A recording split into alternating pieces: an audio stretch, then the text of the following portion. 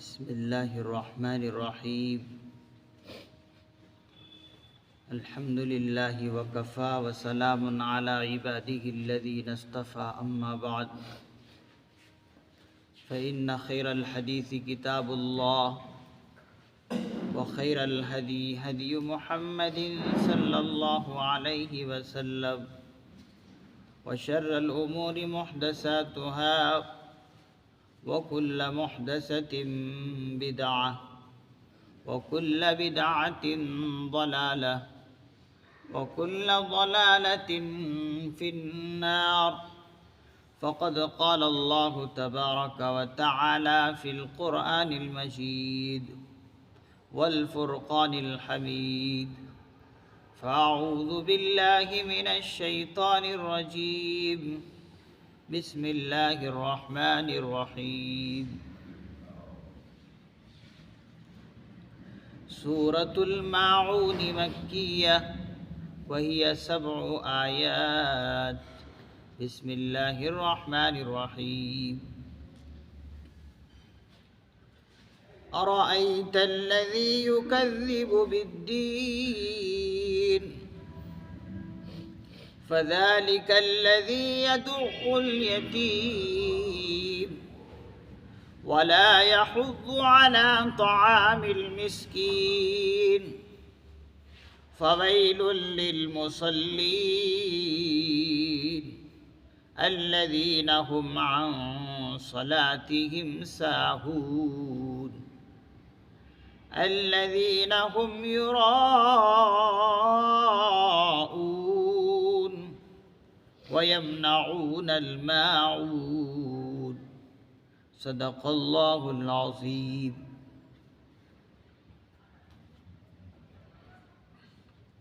سورۃ الماعون مکیہ، یہ سورہ ماعون ہے جو مکے میں نازل ہوئی ہے، مکی سورہ ہے، اس میں 7 آیتیں ہیں۔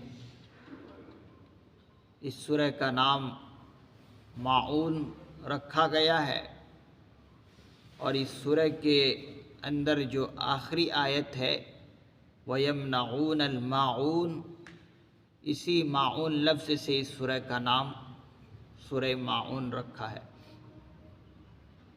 اس لیے کہ آیت نمبر 7 میں یہ لفظ آیا۔ یہ سورہ 107ویں نمبر پر ہے۔ بسم اللہ الرحمن الرحیم، شروع اللہ کے نام سے جو بڑے مہربان نہایت رحم والے ہیں۔ ارأیت الذی یکذب بالدین، کیا آپ نے اس شخص کو دیکھا جو روز جزا کو جھٹلاتا ہے، یا جزا و سزا کو جھٹلاتا ہے؟ کیا آپ نے اس شخص کو دیکھا؟ اگر آپ اس کا حال سننا چاہتے ہیں تو سنیے۔ فَذَلِكَ الَّذِي يَدُعُّ الْيَتِيمَ، وہ شخص ہے جو یتیم کو دھکے دیتا ہے۔ فَذَلِكَ الَّذِي يَدُعُّ الْيَتِيمَ، وہ شخص ہے جو یتیم کو دھکے دے کر نکال دیتا ہے۔ وَلَا يَحُضُّ عَلَى طَعَامِ الْمِسْكِينِ، اور محتاج کو کھانا دینے کی دوسروں کو ترغیب بھی نہیں دیتا۔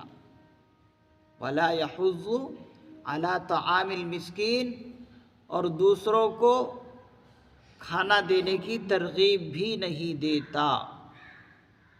یہ وہ شخص ہے۔ اس سورہ مبارکہ کے اندر اللہ رب العزت نے کفار اور منافقین کا ذکر کیا ہے، اور کفار اور منافقین کے اندر جو بری خصلت اور عادت ہے اس پر وعید بیان کی ہے، انہیں ڈانٹ پلایا ہے اللہ رب العزت نے کہ تمہاری اس حرکت پر جہنم ہے۔ قیامت کے دن کو اور اس دن کے حساب اور کتاب کو کون بھلا سکتا ہے؟ ظاہر سی بات ہے وہ کوئی کافر ہی ہوگا، منافقین ہی ہوگا، کیونکہ یکذب کا لفظ بتا رہا ہے کہ اس سے مراد کافر ہی ہے۔ حضرات مفسرین اعظام نے فرمایا کہ بہت سارے کافروں کی یہ حالت رہی ہے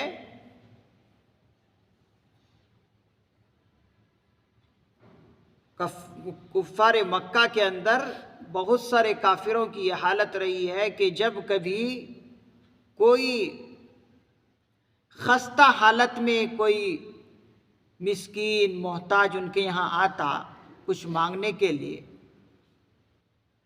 تو دیکھا گیا کہ وہ کافر لوگ جو ہے ان کو دھکے دے کر نکال دیتے تھے،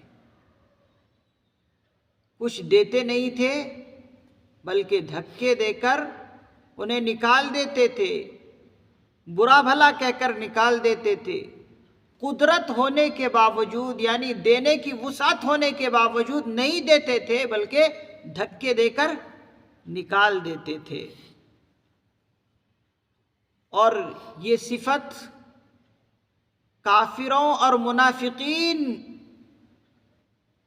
کے اندر ہی پائی جا سکتی ہے، کسی مسلمان کے اندر یہ صفت نہیں پائی جا سکتی، اور کسی مسلمان کے بارے میں یہ وہم و گمان بھی نہیں کیا جا سکتا کہ کوئی مسلمان کسی محتاج کو دھکے دے کر نکال دے۔ یہ بری خصلتیں انہی لوگوں کے اندر پائی جا سکتی ہے جو کافرین ہے، منافقین ہے۔ یہ مسلمان سے بہت بعید بات ہے کہ کسی کو دھکے دے کر نکالے، یہ صفت کافروں اور منافقین کی ہے۔ لیکن اگر کسی مسلمان کے اندر یہ صفت پائی جا رہی ہے کہ کسی یتیم کو، کسی محتاج کو، نادار کو دھکے دے کر نکالا جا رہا ہے، تو اگرچہ ایسے لوگوں کے بارے میں تو جہنم کی وعید نہیں ہے، لیکن سخت گناہگار ضرور ہے، کیونکہ مسلمان ہو اور اس قسم کی وہ حرکت کوئی کرے، یہ گمان ہی نہیں کیا جا سکتا۔ تو اسی کو اللہ رب العزت فرما رہے ہیں کہ اے پیغمبر، اگر آپ اس شخص کا حال جاننا چاہتے ہیں تو جانیے، سنیے، یہ وہ لوگ ہیں جو یتیم کو دھکا دے کر نکال دیتے ہیں۔ وَلَا يَحُضُّ عَلَىٰ طَعَامِ الْمِسْكِينِ، اور مسکین اور نادار اور محتاج کو دوسروں کو کھانا دینے کی ترغیب بھی نہیں دیتے۔ یعنی یہ ایسے سنگ دل لوگ ہیں، پتھر دل لوگ ہیں کہ خود تو دوسروں کو کیا کھلاتے بلکہ دوسروں کو دینے کی بھی ترغیب نہیں دیتے۔ خود تو دوسروں کو کیا کھلاتے، کیا مدد کرتے، اتنے سخت دل، پتھر دل ہیں ان کے، سنگ دلی والے لوگ ہیں کہ دوسروں کو ترغیب بھی نہیں دے سکتے کہ بھائی تمہارے پاس اللہ نے طاقت دی ہے، وسعت دی ہے، تمہارے لیے، تمہارے اوپر غریبوں کے اخراجات رکھے ہیں، تمہیں اللہ نے لائق اسی لیے بنایا کہ تم دوسروں کے سر پر ہاتھ دو، تمہیں اللہ نے اس لائق بنایا ہے تو تم دو۔ تو دوسروں کو ترغیب بھی نہیں دیتے اور خود بھی نہیں کھلا سکتے، یہ اللہ کی نظر میں بہت برے لوگ ہیں۔ تو یہاں سے یہ سمجھ میں آیا کہ اگر انسان خود کسی کی مدد نہیں کر سکتا، پوزیشن میں نہیں ہے، تو کم از کم اتنا تو کر سکتا ہے کہ جو اس لائق ہے کہ کسی نادار کی مدد کر سکتا ہے تو اس کو تو ہم کہہ سکتے ہیں کہ بھائی کم از کم آپ ہی خیال رکھ لیجئے ان کا،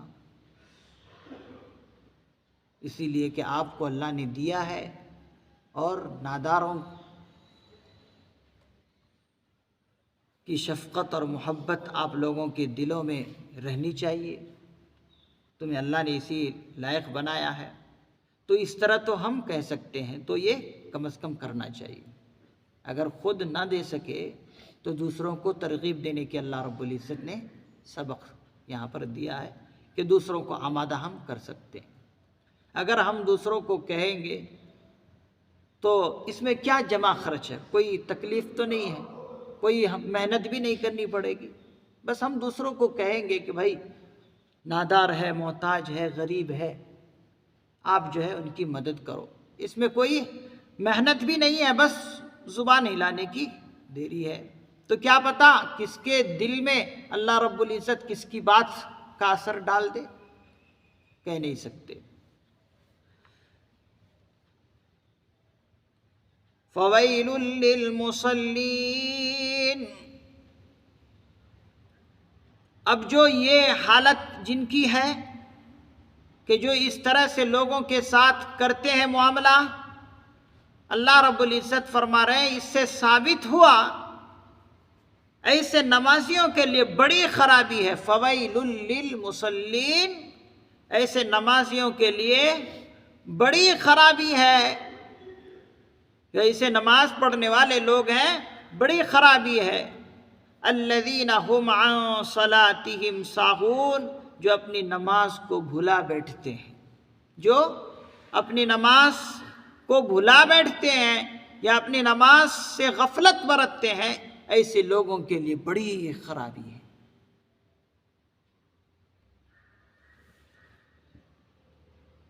تو جو لوگ، ایک تو یہ ہے کہ نماز ہی سرے سے پڑھتے نہیں،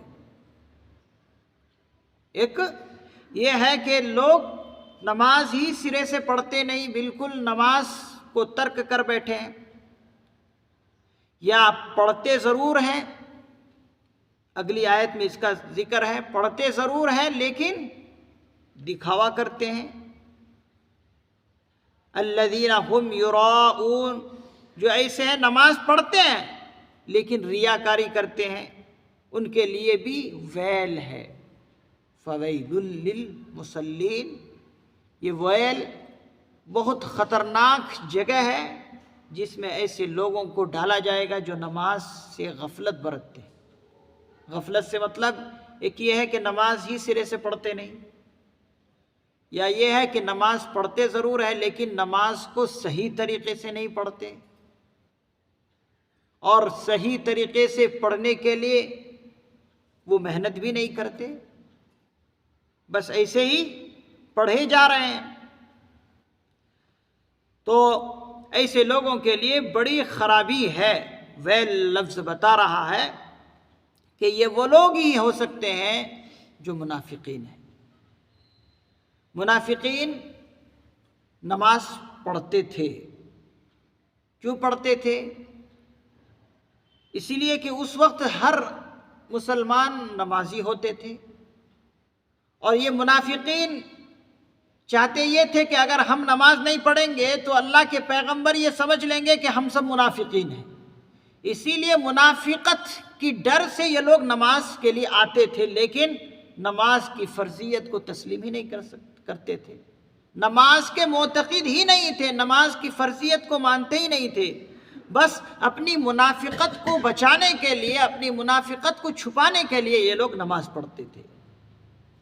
تو ایسے لوگوں کے لیے بہت وعید ہے، جو کہ ویل ایک خطرناک جگہ ہے۔ بعض مفسرین اعظام نے تو فرمایا کہ جہنم کا ایک طبقہ ہی ہے یہ ویل، اس میں ان لوگوں کو ڈالا جائے گا۔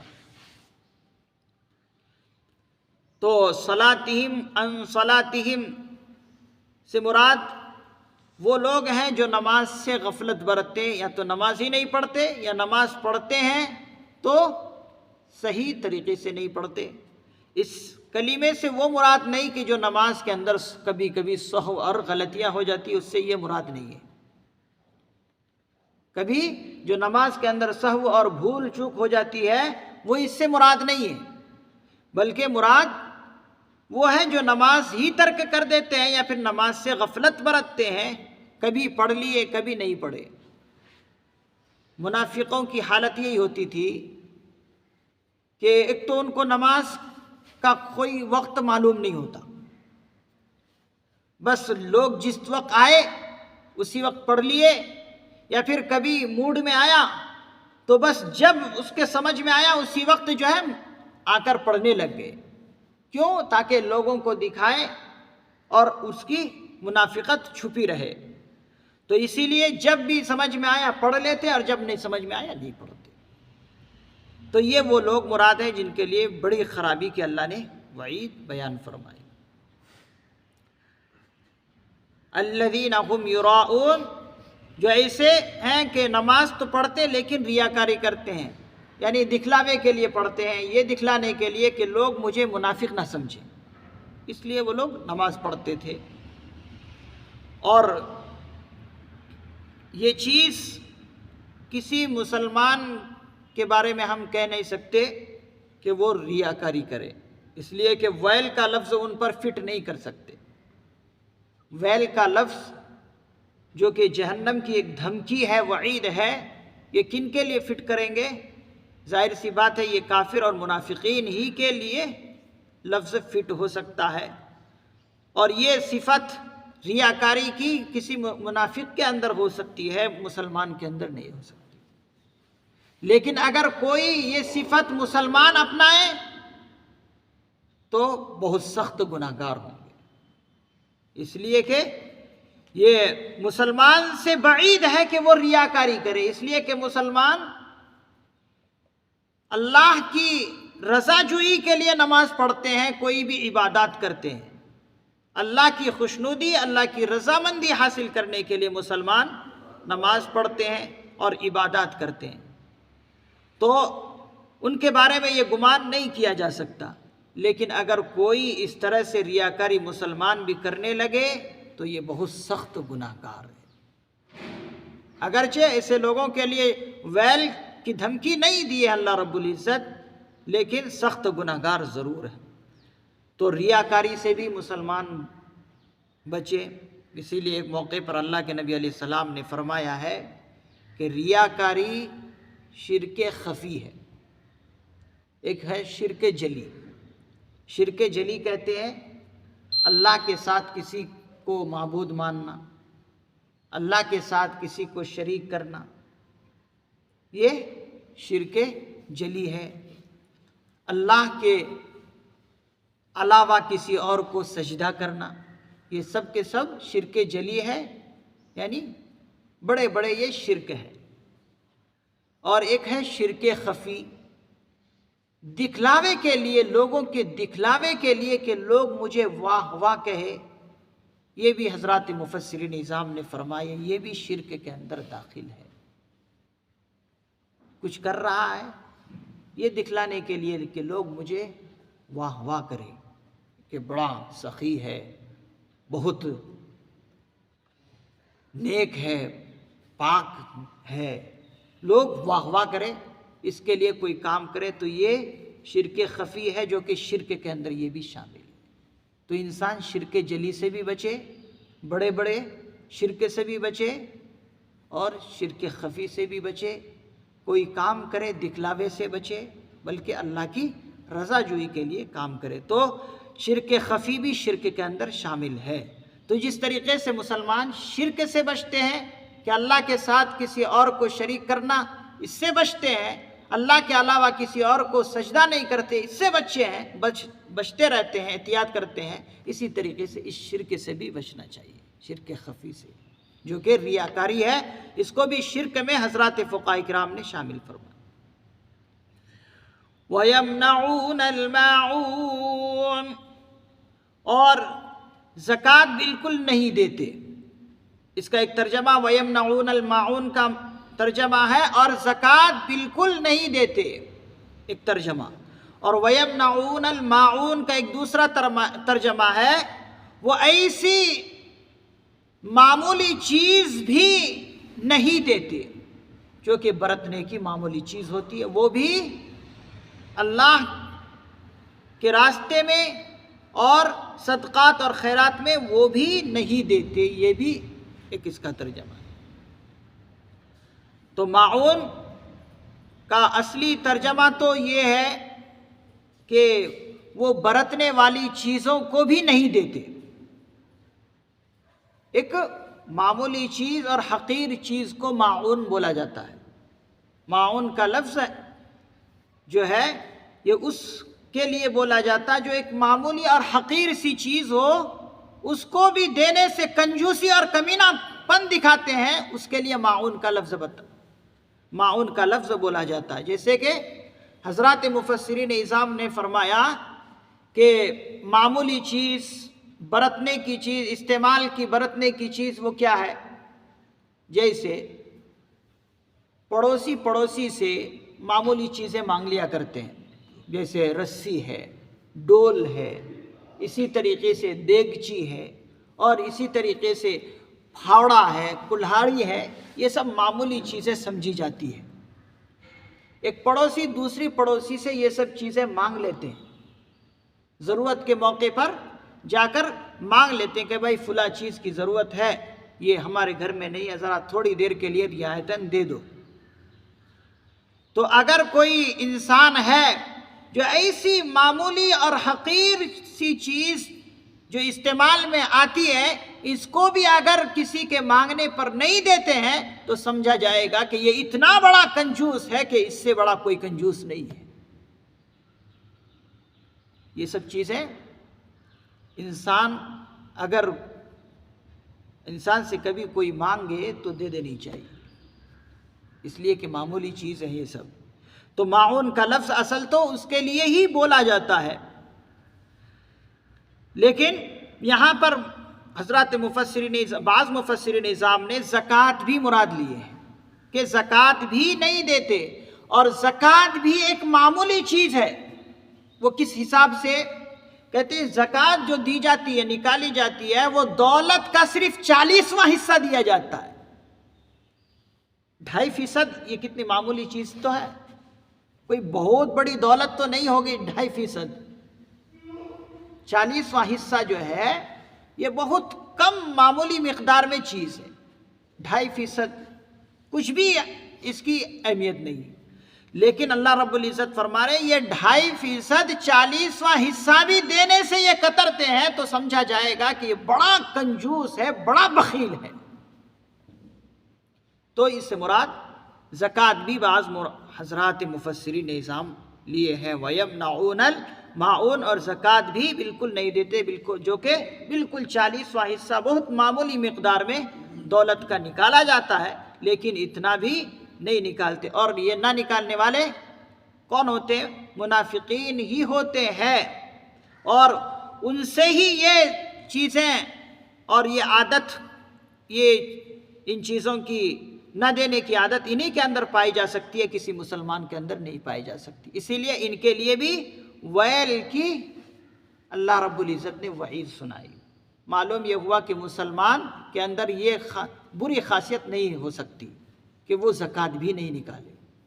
زکوٰۃ تو معمولی چیز ہے، اسی لیے یہ مسلمان گویا کہ نکالیں گے ہی نکالیں گے، لیکن اگر کوئی نہیں نکالتا ہے تو ان کے لیے بھی بڑی خطرناک وعید ہو سکتی ہے، اور گناہگار تو ضرور ہوں گے۔ اور اگر اعتقاداً اور اس کی فرضیت ہی کو نہ سمجھے سکا تو پھر جو ہے ویل کی دھمکی جو ہے ایسے لوگوں پر بھی پڑے گی، اور ایسی دھمکی ایسے لوگوں پر بھی فٹ ہو جائے گی۔